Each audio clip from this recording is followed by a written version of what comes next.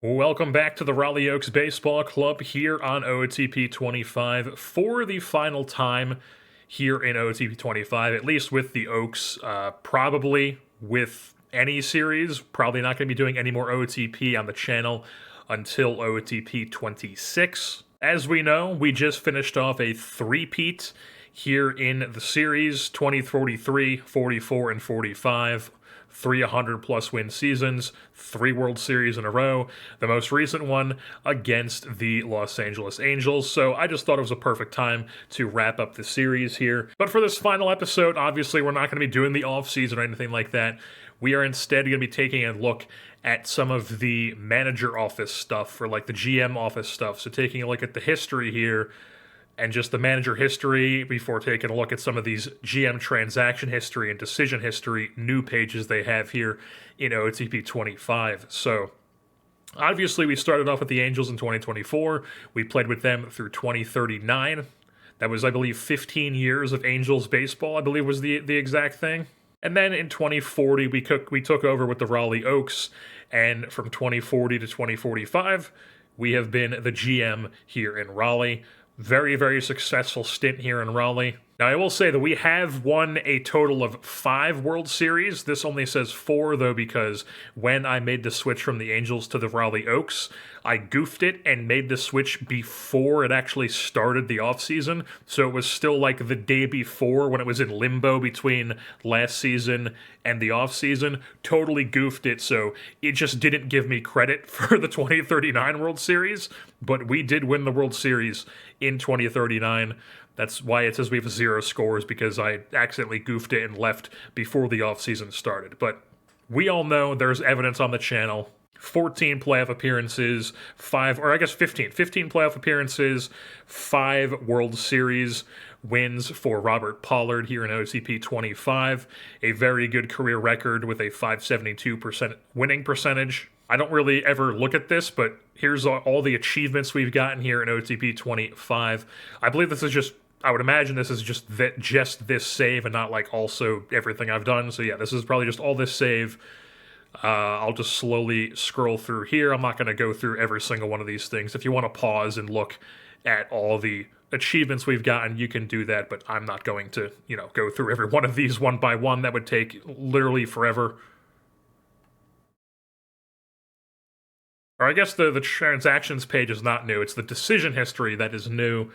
This is where you can see the best trades you have by WAR, worst trades by WAR, your best acquisitions, and your greatest losses.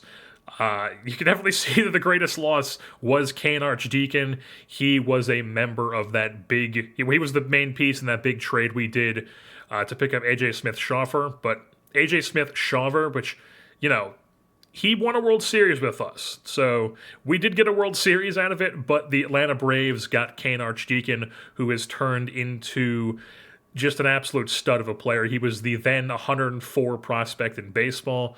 You can see right now he is still the center fielder for the Atlanta Braves. He's 33 and has put together some incredible career numbers, a 50.1 WAR, 122 career WRC+, 255 career home runs.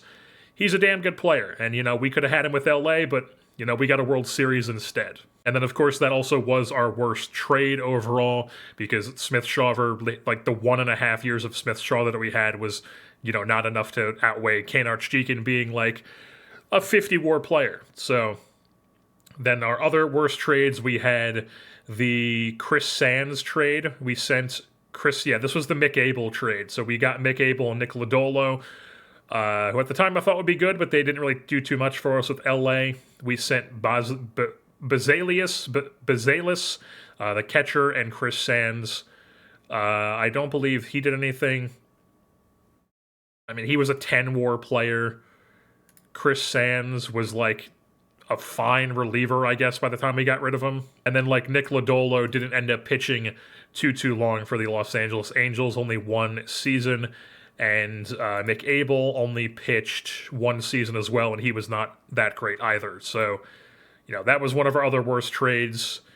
Then you also have the second Yuri Perez trade. This is where we picked up Yuri Perez and Nolan Shawnuel for Sean Vickers and Chris McKay. This just, we picked up two veterans who didn't really do too much for us, but they were a part of that World Series team in 2030. Or Nolan Shawnuel wasn't, but Yuri Perez, I believe, was a part of that World Series team in 2039. Yes, he was. So he was a part of that team, but Shawnuel wasn't. And then Sean Vickers is still playing. I guess he's like fine. He was not a big part of that deal. Chris McKay, this is the one that turned out to bite us. He's still with Philadelphia. Hasn't ever really been too insane of a player, but he does have 6 seasons of triple-digit WRC plus. Getting a ton of plate appearances as like a first base DH type for them. Looks like he does play a little decent amount of he's played mainly first base. He's done some DHing too. So yeah, Chris McKay was the main piece in that deal that came back to bite us. And then we have the Chris Sweet trade. Yes, Chris Sweet we know is a longtime really good pitcher for the San Diego Padres. Didn't really do too well once he left San Diego, but for a long time in San Diego, he was like a really good closer. I believe he won Reliever of the Year in 2033. I think that's what this is. Yes. And then he was like just a solid starter for them for multiple years after that. And then we also have the Chase Dollander trade, which he came over, pitched 1 season for us or half a season for us, and then hit free agency. So those trades are pretty much always going to be like losses by WAR. So if 3 of our 4 worst trades, or no, 4 of our, basically 4, definitely this one. This was the Mike Vasile one for Chris Sweet. Was Mike Vasile a rental? Yeah, Mike Vasile was a rental too, but we did end up bringing him back the next season. But yeah, I'm happy with the fact that we only had one like major real L when it comes to trades. Obviously, Kane Archdeacon at the very, very top here. Huge gap between him and Nelson Arango and the rest of these guys listed. I don't even remember this Alexis guy. Like, I guess we signed him out of Venezuela. Who knows? I clearly I did, but I don't remember this guy at all. But apparently I traded him at some point. And then when it comes to best acquisitions we have made, number 1 is Chris Aquino. A lot of these, are just acquired by draft picks. So like Aquino and Pimentel are 1-2 by draft pick. Free agent signing was Kurt House. Mike Hoskins is a draft pick. Juan Soto as a free agent signing. Canalate by trade. Tiziano by trade, Padilla by draft pick, and then Josh Flynn, Justin Lampkin, and Juan Espinoza all by trade, and then free agent signing Yuri Perez. A lot of Angels on this list because we didn't have too much time to accumulate enough on these lists to bypass the Angels guys here with the Oaks. So if we go best trades by WAR, the best was the Eric Rose trade. We traded Eric Rose to the Tigers, who was hurt. He was very good for us, a late round pick, if we remember. He was a 16th round pick, ended up becoming a really good reliever for us, but then he got really hurt. We traded him to Detroit, and in return, we got Josh Flynn, who won 2 World Series with the Angels, key piece of our team for quite a while. We traded Stephen Piscotty and a bunch of other guys for Juan Espinoza. That was a big deal. He's won 3 World Series, 2 with us, 1 with the post-me GM in LA. The Ian Happ trade. We traded Ian Happ and Dalen Thompson to the Mariners for George Lombard. This is actually surprising to me that we ended up positive, or maybe it's not surprising, because George Lombard was, he played for us for a decent amount, but he was never really, too great. He was mainly good in St. Louis when he left us, but he was never really anything for us. And Ian Happ was a playoff series MVP, I believe, in 2027, was it? Which one was it? He was 2027 and 2028. Yeah, because he went to Seattle. They won the World Series. So it was 2027 when they won the World Series, and he was the 2027 AL Divisional Round MVP. I remember him having a big round. But yeah, we ended up getting I guess we weren't really winning a lot of war on trades, which doesn't make sense. A lot of the trades I do make are not like these Canalate trades where we get a guy who, puts together a lot of career war. It's for like us, but a lot of the trades we do tend to be, trading prospects for a guy who's going to be with us for half the season or like a season and a half, and then just letting them go into free agency. So, don't have too many insane, like big time positive war swings for trades, but we did somehow get a decent amount on that Lombard trade.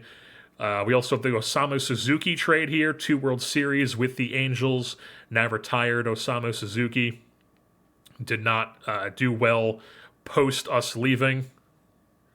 His best years was this like 5-year run that he had with us once we traded for him. He was a big part of those teams that we had. Chris Lesnar was also a positive one, picking up Tiziano for Chris Lesnar, who did go to Philly and was quite good for Philly for many years, or for a few years, but then kind of fell off towards the end of his career here, and now he is retired. Retired at 33 was his final season. I'm just curious what like the top 15 is for the positives here. So after the Chris Lesnar trade, it is the Canalate trade. I knew that had to be on here somewhere. Canalate for Bobby Camp and Nelson Arango, who is number 2 on our greatest losses. And then Mike Broyhill for Justin Lampkin is on here. The Duran for Duran trade, that's on here. Also picked up Andrew Healy in that deal. He was a key part of our team for a while. Will Caffin, first Oaks trade making an appearance here. Will Caffin for this guy who I don't even remember. I mean, I remember this just being kind of like a minor trade at the time. But Will Caffin, 3 World Series trophies. The Aussie shortstop, big time part of our team. 3 seasons of 2 WAR ball for us at that shortstop position for Will Caffin. And then it goes back to top 5. Come on.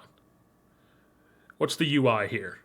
So, Will Caffin, and then it's another Raleigh Oaks trade. This was the Aiden McCarthy trade for Juan Amancio. The Yaikel Cooperman trade, this was acquiring a Yaikel Cooperman. The Angels trade, this was the first season. This was, or the first off season, I think. Suarez, this is when we got Jordan Westberg and Kyle Bernovich and Nick Vespi. Only Westberg really played too well for us. I don't believe Bernovich or Vespi did really anything for us. And then one of the first trades we made here with Raleigh, this was picking up Bobby Harlow and Mike Sincamani for Deval Esprit and Sergio Figueroa, and then I think this guy was just a throw-in at the time. We also have the Daniel Amaya trade for Noah Schultz. Mickey Moniak, this was also a very early trade, Mickey Moniak for Hayden Birdsong. And yeah, so those are the best trades we have made, top 15. One more look at the team history here in Raleigh. We took over, obviously, in 2040 for their first playoff appearance. Huge increase in wins once we took over, and it pretty much just went up in a straight line every year, ending out with 3 straight World Series. We will see what this looks like when we sim through the 2055 season. And now we are just suddenly 10 years into the future. It is the 2055 into 2056 offseason. 10 years into the future, the Raleigh Oaks, the downfall has started for them. We've retired our manager, or not retired, but like we stepped down as GM of the Oaks after the 2045 season, simmed up to 2055, and you can see here the last 3 seasons, 2 wildcard losses with 85 wins, and then this past season in 2055, a 70-win season. Not great. Nowhere near the playoffs here either in the division, in the wild card, way the hell down here. 22 games behind in the wild card. The Texas Rangers have had some really good teams as of recently. As you can see also here, a lot of names that you don't really recognize. Really the only 2 names that anybody on here probably recognizes are Otaniel Broadhead, who is a 2-way player. We actually have 2 two-way players on. I don't know. I'm not saying we're not obviously having anything to do with this, but the AI has 2 two-way players as a part of their everyday lineup and the rotation. As you can see, Nathaniel Broadhead is the number 3 starter. No longer really that great of a starter. Never really was much as a hitter either, but that doesn't stop them from playing him every day, apparently, because it's the AI. And then Luis Rabinowitz, who was actually one of our draft picks in 2044 in the second round, he's turned out to be quite a solid pitcher for them. You can see he has been here in Raleigh since 2050, and he's been a quality starter for a lot of that. While the hitting, on the other hand, not so much, but once again, does not stop the AI from playing him a ton as a bat. And then you'll also see that Luis Rodriguez here is now a first baseman. I believe this is a new change. You can see he is currently wrecked. First guy we're checking in on here as one of the guys that we're familiar with, still with the Raleigh Oaks, signed on that mega team-friendly deal that we signed him to. He has one more season left on that deal. Now a first baseman, now wrecked injury proneness. Taking a look at his career numbers here, he has 62.3 career WAR with a 145 career WRC plus, 370 home runs as well. He's been a really, really good player. Like I said, we stopped in 2045, and he was really, really good for a long time. He's still really good. It's just the thing is he can't stay healthy. You can see right around 2051 was where the injuries started happening. So then not really a huge sample size in 2052, 2053, same thing, and then even less here in 2055. But you can see when he still plays, or when he plays, he is still very, very good. It's just his problem is he's not really staying on the field. You can also see here he has indeed won an MVP in 2049. That was this 7.4 WAR season with a league-leading 171 WRC+, plus, led the league in slugging and OPS as well, led the league in stolen bases here in 2051. That's been an improvement for him post us, is that he's stealing a lot more, and he ends up with currently 333 stolen bases. As, he's still productive, he is wrecked, but I'm sure he's going to keep playing at least for a couple more seasons at age 34 here. And then before we actually take a look at some of our guys that I wanted to keep an eye on, we should take a look at the team history here. So like I said, we left off in 2045 after this three-peat. The immediate season after that, 2040, if I click on this, does it show the playoffs? All right, so here you can see 2046 is the first year where the Sims started. We made it, or the Raleigh Oaks, rather, made it all the way to the championship series, lost to the Detroit Tigers in 7 games, who then won the World Series in 6 games.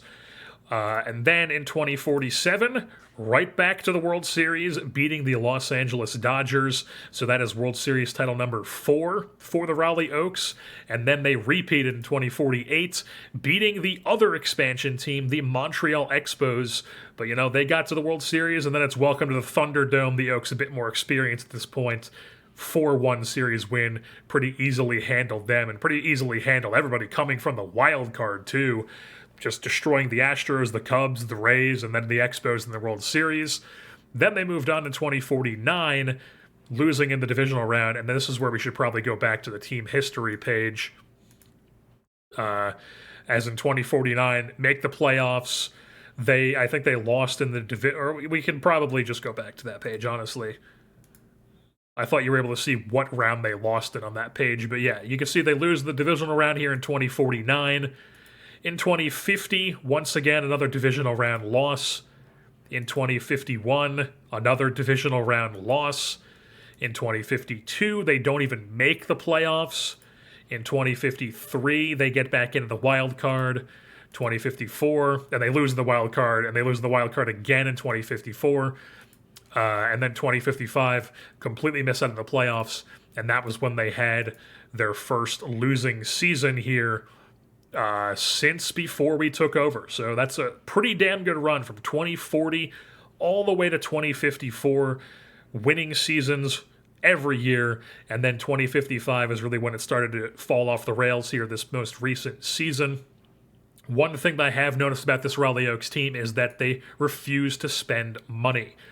When we took over the job in 2040, they also had a lot of money that they had to be spending, that just was not being spent, and that continues to be the case for the current GM. So I don't know if it's a combination of the owner, because it seems that the owner is giving them plenty of money. They have the 12th highest budget, but they're really not spending as much as they could be. They could be a bit more active, but the AIGM, for whatever reason, just does not do that. Who is their GM at the moment? Apparently it's vacant. Maybe that's why they fired him, because things have not been going well. But the current manager is this guy. Well, did not mean to back out on that. Who they took from the Gwinnett Stripers. They hired him in 2050 and had a decent run. Still there. Has some good ratings.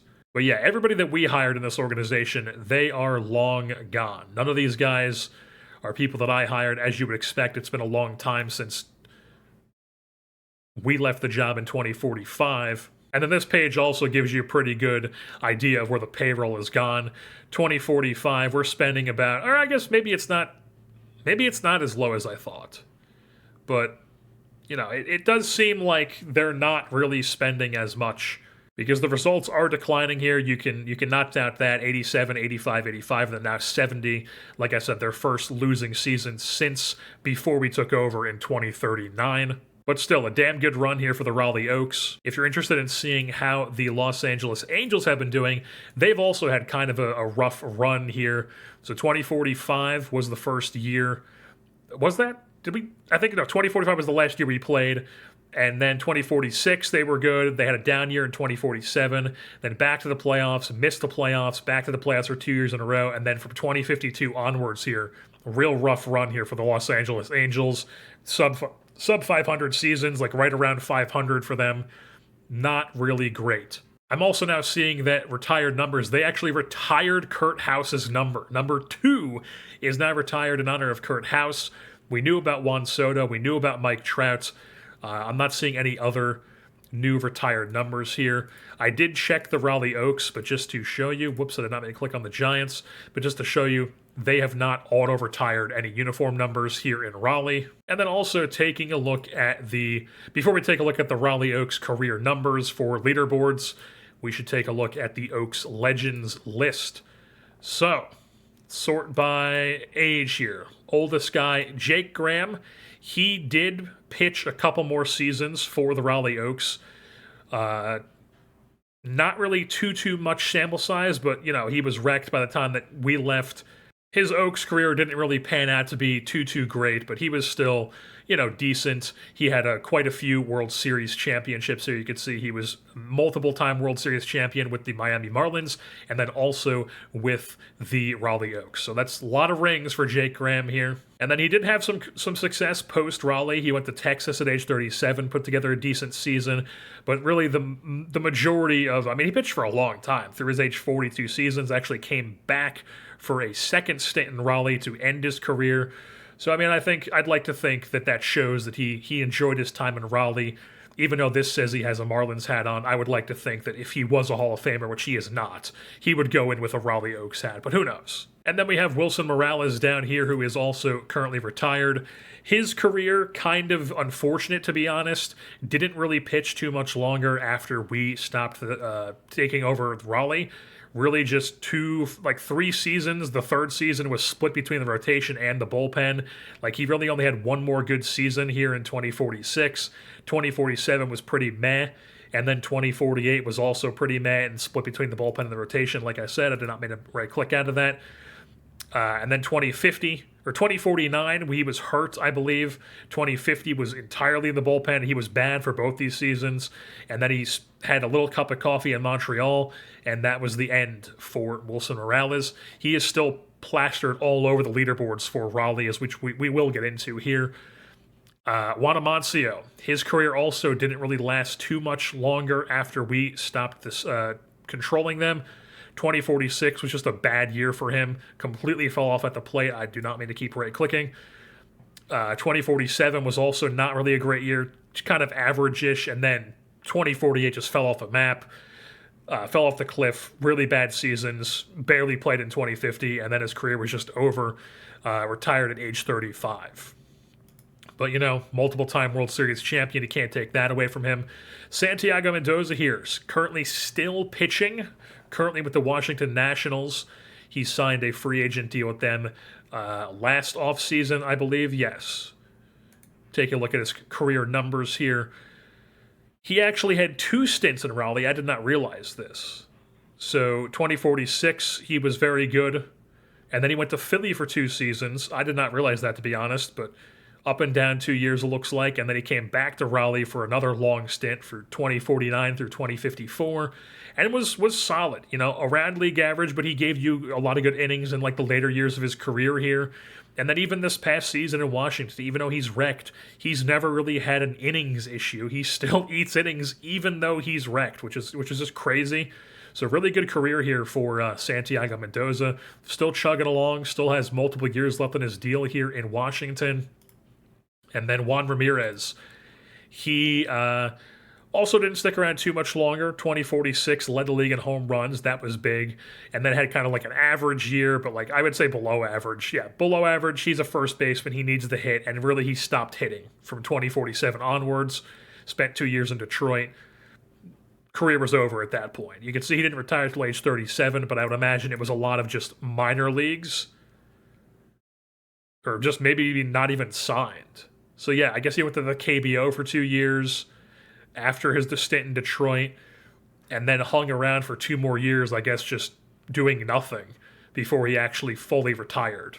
And then Will Caffin, you can see he actually did have some post-career Raleigh stuff, but he did stick around for a couple years after 2045. You can see here 2 war seasons, then didn't really play, got traded to Baltimore, and just never was really any good anywhere else. He had a decent year in his final year in St. Louis, but like I said, a lot of champions, or like with a lot of these other guys, a lot of championships, but not the highest career success for Will Caffin.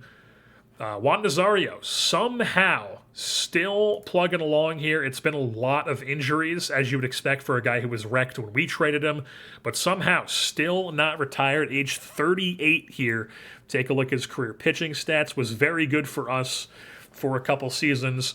He was the pre-Luis Carmona, but then went to Boston, was not great there. And he's had some good numbers, you could see. Like some of these ERA pluses and the FIP minuses are decent, but, a lot of like short innings pitched, not really able to stand the mound, just not the same guy anymore. But he's a veteran reliever, still somehow plugging along still. Eric Oliar, I honestly didn't really look at what he did post-Raleigh, but he was around for 1 more year, put up a good year, and then he had some good years with the Dodgers as well. 2-time Gold Glove winner, you could see here. 3-time world champion, solid career for Eric Olejar. Only 1 year where he had a WRC plus below average. That's a solid career. Not a Hall of Famer by any means, but solid career for Olejar. Cinquemani, he really just fell off a map. He was already falling off a map when we were managing in 2045. 2046, I guess he got traded back to Cincinnati. Started 20 games, was not good. Then he went back to Raleigh. Oh, no, he was probably in Raleigh. I keep right-clicking. So he was probably in Raleigh and then got traded to Cincinnati, was not good in Cincinnati. Stuck around in Cincinnati for a few more seasons, was never good in Cincinnati. Then he's in AAA. 3 teams in 2050 where he was like decent in Pittsburgh, decent in Cincinnati, and then not really great in Chicago. Then he's in the minors for a few seasons, back in Cincinnati, then Detroit, then back in the minors for a long time. Then he's in Chicago, then he's in indie ball, and then he retired at age 37 here just recently, it looks like. So Cinquemani, had a good run, 3-time world champion, but career longevity was there, I guess, but, not a lot of success post-Raleigh. And then we have Luis Griego here, who, once again, was here for a couple seasons post-2045, and was really good. Honestly, he had a really good career. It wasn't the longest-lasting thing, but he played through his age 35 season, but then the wheels really came off as he was wrecked by, I think this point. I don't remember exactly when, but he was really good. He was a really good defender. He had some really good hitting seasons as well. He had some down hitting seasons, but he was always a really good defender. He always stole a ton of bags. He went to Philly to end his career, as you can see here, and put up a career 52.3 WAR. So that right here says that it is Some of this stuff is like borderline Hall of Famer, a little bit below average Hall of Famer. You can see here for Jaws, he's like a little bit below average. So, not a Hall of Famer, but definitely a very solid career for Luis Griego. And then Jesus Pineda, he pretty much immediately fell off. In 2046, they just didn't really play him. He was in the minors in 2046. The AI just immediately was just like, hey, he's not our center fielder anymore.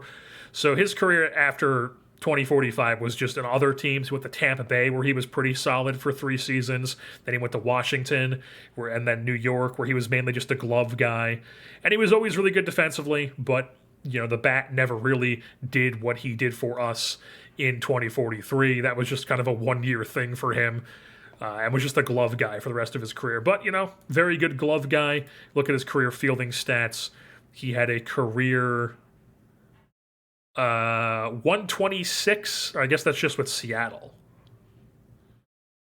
Oh, no, that's just everything, I guess. I don't know why it says Seattle for the team, but for center field, a career 126 ER. I'd have to imagine that's pretty damn solid. And then our man Luis Carmona is still chugging along, still has decent ratings, but you could see here, out with rotator cuff inflammation, and he's also had some injury issues. He's currently 36, and he was really good. He never stopped being good. He did stop pitching the ton of really big innings because the AI just refuses to make guys stoppers and only does the 1 inning thing. But, you can see here, he's never been bad except for these past 2 years in Seattle where things have started falling off the rail. Once again, I'm right-clicking. If we take a look at his injury history here, rotator cuff currently, strained forearm, shoulder tendonitis. Yeah, so never really had too many. I guess he's had some stuff, but it's been like sporadic. But now he's at the point of his career where he's old. He's had a ton of injuries, so he's starting to fall off. But a long time of sustained success. A lot of world champions. A lot of world championships for Carmona. A lot of all-star appearances. You can see here. Take a look at the history. 7-time reliever of the year, 5-time champion, 10-time all-star. Really damn good player. He is above the average for Jaws. You'd have to imagine that he probably gets looked at as like a Billy Wagner type guy to possibly get in the Hall of Fame, because he was really good for a long time through his age 34 season, was just a really solid closer. Or I'd say age 33. And then he was just kind of like slightly above average, but really up to age 33, he was just the premier closer in Major League Baseball. Santiago Tapia actually stuck around for a long time, played his entire career in Raleigh up through this most recent season, was never really good, though. Or I guess I should say he kind of fell off. Once he hit 30, he really fell off. Like, 2046, he did it again, where it's like, how is this guy doing this? Then he has a down offensive season with good defensively, and then he's right back to it. How is he doing this? How is he doing this? And then he hits 30, and it's like, okay, he's playing a ton. And this is really when the Raleigh Oaks started to fall off a bit. They were starting to have, like, early playoff round losses, getting first rounded every year. They were still playing Tapia a ton, because they extended him past what we extended him.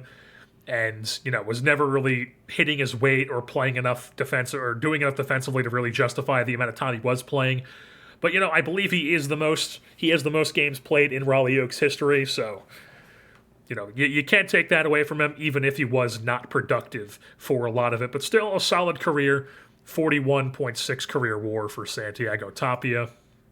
And then Daniel Langarisa, you can see here, he's actually with our old friends in Los Angeles, the Angels. At age 35, not really a good player anymore. I guess more of a bench player at this point. But he was good for a bit, but never really did too much. He definitely never put up another, or he put up a 4-WAR season in 2046, and that was like his career high. They had like a 1, a 2. The AI just didn't really do a lot of like the same lineup decisions that I was doing, and he kind of fell off.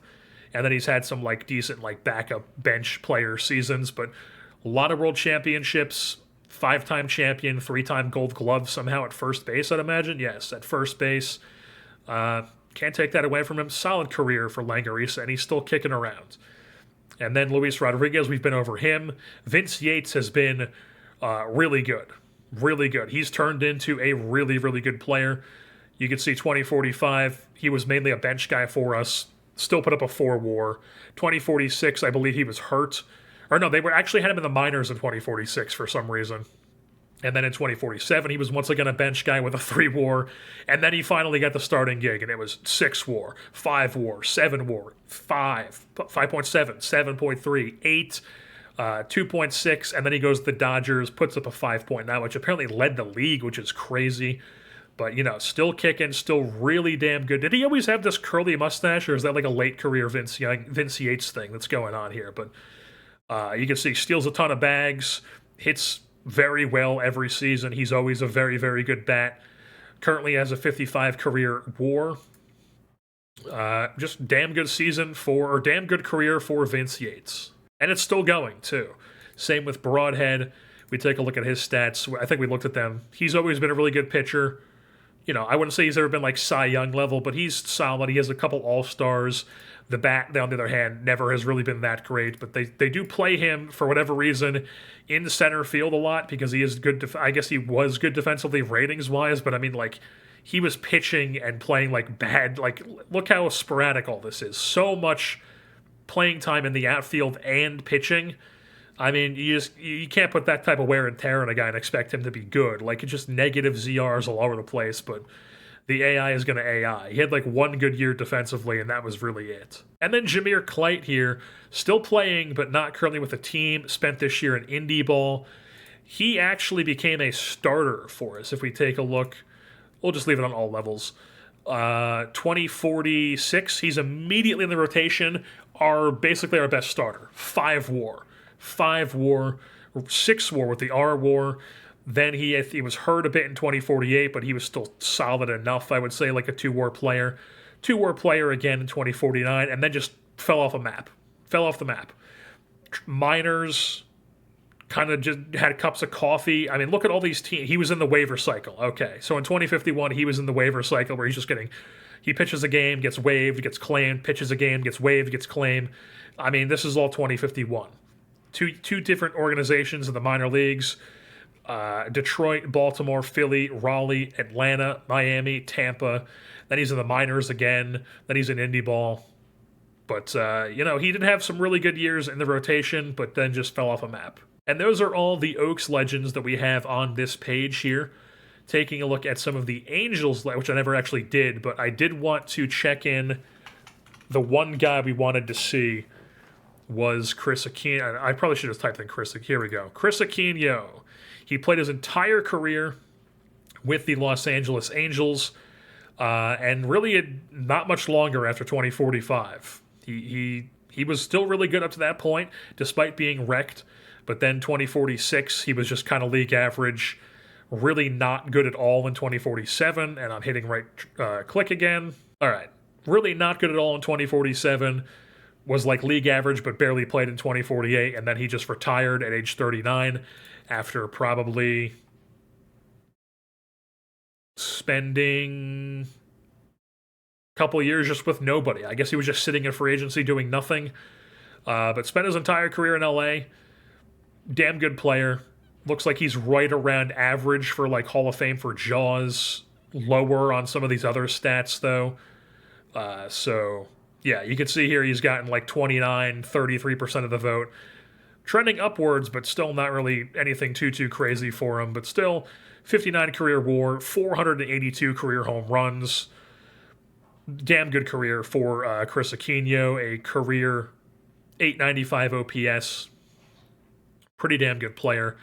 And then if we take a look at the team history here. Oh, just a quick look at the Oaks positional chart over the years. So 2045 was our last season. Amancio had 2 more years at catcher. Then it was this guy Ramirez, just crazy name. He was there for 3 years. Then it was this guy Castro. Then this past year it was Juan Palomino. Castro was actually he's still here. He was actually an international signing of ours. Ramirez was a draft pick of ours, round 4 in 2042. Palomino was an international free agent signing by the AI. You can see Langarisa played a lot of first base. Tapia played second for just a long time. Shortstop was really a mess after we left. It was just a couple of years. They had Mills, they had Mejarez here, who is now apparently with LA. Rodriguez played left field a ton from 2043 up to 2053 consistently. Yates was in center field for a long time. Griego you could see in right field. Then it was this Zalis guy who was a draft pick of ours, I believe. Yeah, second round pick in 2043. And then on the pitching side of thing for positional, 2046, it's Broadhead, Morales, Clyte, Mendoza, Graham. Carmona's the closer. Then it's Morales, Clyte, Broadhead, Graham. And then the other Graham, who was Chris Graham, who was a draft pick of ours, I believe. Yes, 8th round pick in 2042. And then Graham, this Nate Wells guy, Broadhead, Clyte, Morales. But Broadhead and Rabinovitz have been like the main two guys as of these recent years. And you can see once we lost Carmona, we had this guy Ben Hood, who at one point did have 80 stuff with 80 grade fastball slider, at least according to OSA. He was a 20th round pick. I thought that was crazy. Literally the last round, one of those like, who knows what he could be, reliever picks that we took. And he turned out to be a multi-year closer here in Raleigh, as you can see. Then we gave it to this Danny Adams guy who's still here and has been really good. Then we gave it to Jessica Andres, Luis Andres, who I guess was good for a couple seasons. And then this Danny Inman guy who's decent but hasn't really performed decently. And then as far as the leaders go, for the hitters, you can see I'm not really going to concentrate too much on the single season stuff, but more so the career stuff. The highest batting average in Raleigh Oaks history is Luis Rodriguez with a 307. Then it's Griego. Broadhead actually on here. This guy, Andres Rivera, who is pre-us, is still on here. Daniel Bravo is somebody who was post-us, 2047 through 2051. He was actually somebody we signed, I believe. Maybe not. No, he was with the Dodgers.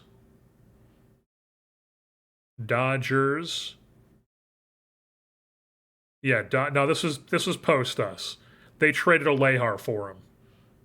Okay, so that's how they got him. So he's 5th. Then this Agront guy, he was also post us. We did sign this guy. Or no, we didn't, because this has been the offseason that we stopped doing it. So he was that first offseason after us.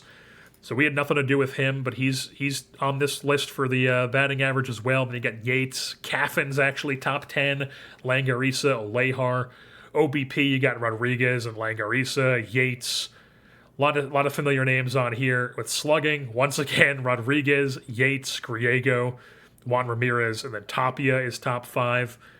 For OPS, Luis Rodriguez, he is the best hitter in career in Raleigh Oaks history for sure.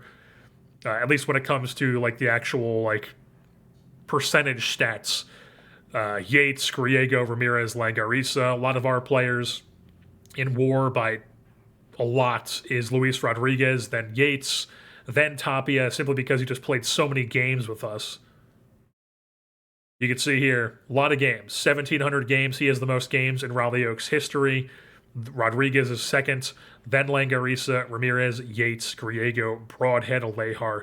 Ethan Salas still on this list that is pre-us taking over, and so is Eric Price. Runs, only 2 guys have 1,000. That's Luis Rodriguez and Santiago Tapia. Hits, you have Rodriguez, Tapia, Langarisa, Ramirez, Griego, and Yates, all with 1,000 plus. Singles, that's Rodriguez. Tapia's up there with the counting stats. Doubles, once again, counting stats, you're going to see a lot of Tapia simply because he played so much, even though he was not great from 2050 onwards. Triples, Rodriguez. Home runs, Rodriguez. Tapia's on here as well.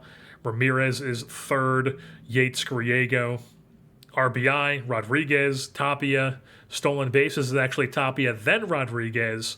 And then taking a look at the pitching side of things for the career leaders, ERA, Luis Carmona with just an absolutely insane career, 1.74 ERA.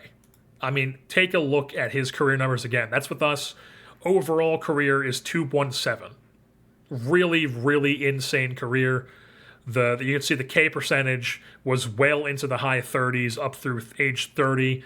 Still really good for a while. Still just very, very productive. I mean, he didn't put up a higher than a 2 ERA until 2053 in his age 34 season. So, I mean, just insane. Insane stuff. He had multiple years, 2046, 47, and 48. He had a sub 1 ERA. That's just insane. Insane. While he was putting up these high 30s K percentages and sub 0.3 home run percentages. And then this Danny Adams guy is actually on here as I guess he's 4 years in our bullpen, and he's second in career ERA. You've got Clyte, Jake Graham, Steve Archer, who is pre us. Broadhead's on here. Rabinovitz is on here. Morales all the way down to 10th. Mendoza in 8th. Cinquemani in 9th.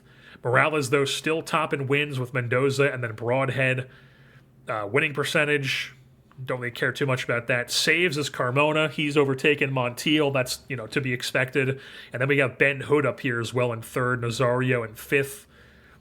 WAR for the career is Wilson Morales, Mendoza, Carmona, even as a reliever, Broadhead, and then Clyte. And then the innings pitched, most innings is Wilson Morales, Mendoza, Broadhead is 3rd. They are the top 3 in Raleigh Oaks history by quite a good chunk. And then same thing for strikeouts, but Carmona, as a reliever, very impressive for 1,000 strikeouts and only 668 innings pitched.